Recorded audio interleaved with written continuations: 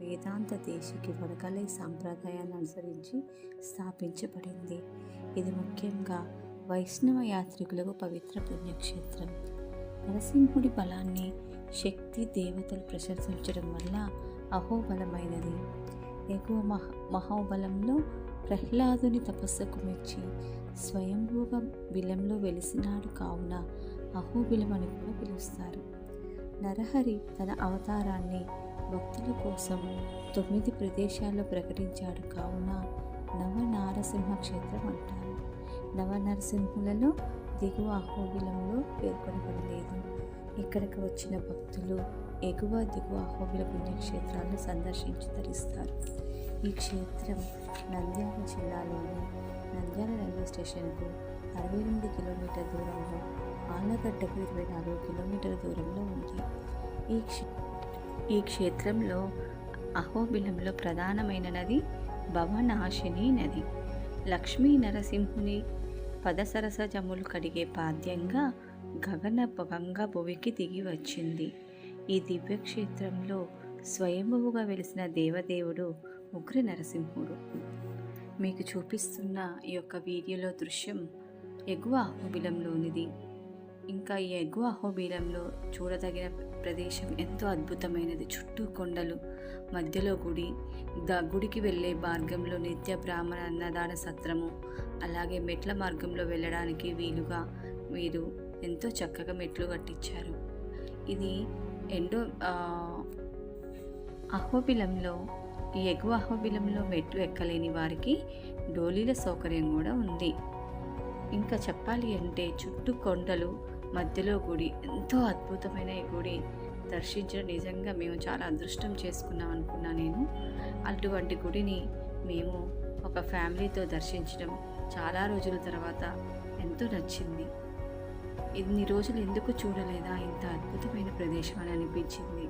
మనసుకి ఎంతో ఆహ్లాదంగా ఆ కొండల నడుమ ఆ యొక్క దేవదేవుని ఉగ్ర నరసింహాన్ని దర్శించడం నిజంగా మా అదృష్టంగా భావిస్తున్నాం. ఎంతో ప్రశాంతమైన వాతావరణం, చల్లటి ప్రదేశం, అది కూడా 2800 ఎత్తుల అడుగులో ఉన్న ఈ ఉగ్ర నరసింహస్వామి అహోబిలం ఎంతో బాగుంది. అసలు మళ్ళీ మళ్ళీ చూడాలనిపిస్తుంది. అలాగే ఇక్కడ ట్రెక్కింగ్ అవకాశం కూడా ఉంది. అంటే ఇప్పుడు మీరు చూపించేది ఎగువ అహోబిలంలోని ఉగ్ర నరసింహస్వామి. ఆ ఉగ్ర నరసింహస్వామి పైన ఇంకా 8 నరసింహస్వాములు ఉన్నారు. అంటే మీరు ట్రెక్కింగ్ చేయొచ్చు. మీరు కనుక ఇంకా వీడియో చూసుకుంటే మీరు చాలా చూడాల్సిన ప్రదేశం చాలా ఉంది. మీకు కనిపిస్తుంది కూడా భవనాశిని నది. ఇది ఉగ్ర నరసింహస్వామికి ఒక క్షేత్రానికి పక్కనే ఆనుకొని ఈ భవనాశిని నది ప్రవహిస్తుంది. దీనికి గంగాదేవి అని కూడా అంటారు. ఈ భవనాశిని నది వాటర్లో కూడా ఎంత ప్యూరిటీ ఉంటుంది అంటే మీరు రూపాయి కాయిన్ వేసినా కూడా చాలా కనబడుతుంది. చాలా అని కాదు, బాగా కనబడుతుంది. ఎంత క్లియర్గా ఉంటాయంటే వాటర్ అంత బాగుంటుంది. ఇప్పుడు మనము లోపలికి వెళ్ళేది ఏంటంటే ఎగువ అహోబిలంలోని స్వామివారికి దర్శనానికి వెనక వైపు నుంచి గుమ్మం అనమాట. ఇది మీరు చూస్తుంది అద్భుతమైన శిల్పకళ అనమాట. ఇక్కడ మీరు చూసేది అసలు ఎంత బాగుందంటే ఇది ఆర్కియాలజీ సర్వే కింద ఉండబడింది. అంటే ఇది ఎలా ఉందో అలానే మనకి చూపించడానికి దీనిలో ఎటువంటి మార్పులు చేయలేని ప్రదేశం అనమాట ఈ ఆర్కియాలజికల్ సర్వే వాళ్ళు. అసలు చూడండి, అసలు ఎంత అద్భుతమైన ప్రదేశం. ఆ ఆకాశం కానీ, ఆ చెట్ల మధ్య ఆ యొక్క స్వామిని, అలాగే ఇక్కడ మీరు చూస్తుంది గంగా నది, అదే భవనాశిని నది. ఆ భవనాశిని నది నీళ్ళని లోపలికి వెళ్ళి స్నానం చేయడానికైతే వీలు లేదు, కానీ కాలు కడుక్కొని నెత్తి మీద అయితే కాలు చల్లుకోవచ్చండి. అంత చూసారా, మీకు చేపలు కనబడుతున్నాయి ఈ వాటర్లో. అంతే ఎంత ప్యూర్గా ఉంటుందో ఈ వాటర్, అసలు చాలా అద్భుతంగా అనిపించింది అండి. అడుగున రాళ్ళు, చేపలు అన్నీ కనబడుతున్నాయి. అసలు అందరు చూడాల్సిన ప్రదేశం ఈ ప్రదేశం.